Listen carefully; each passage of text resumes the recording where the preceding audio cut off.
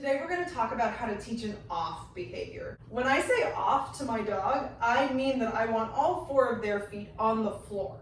So I can say this cue off of the couch, I can say this cue off of the bed, and I can say this cue off of my body.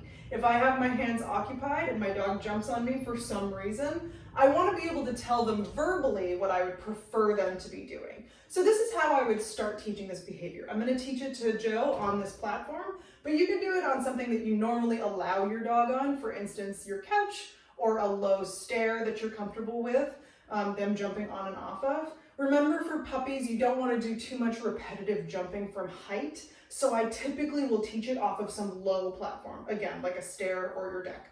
To start teaching this behavior, I'm going to clearly say my verbal cue off, and then pause, and then I'm going to throw food on the floor. It's not very exciting when we start. We're just pairing the word with food winding up on the floor for your dog to eat. So I'm going to say off, and then I'm going to throw food. Excellent.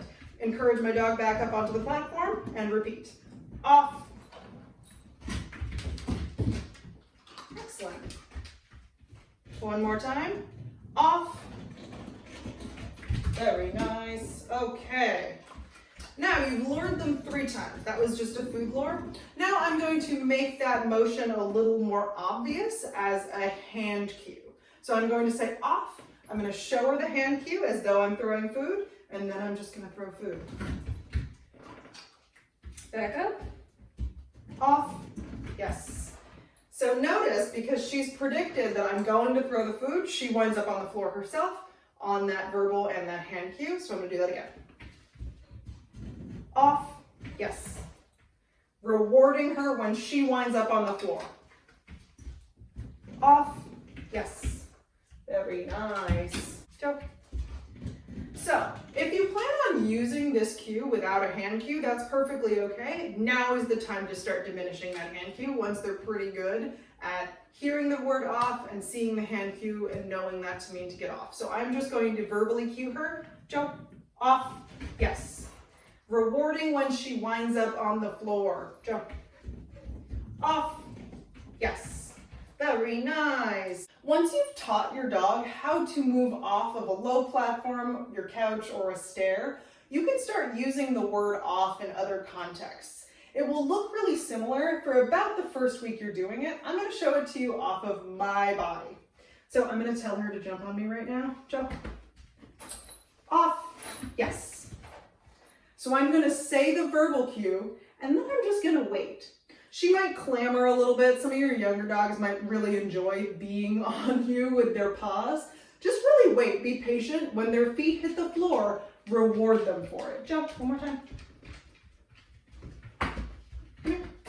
Off, yes. Very nice.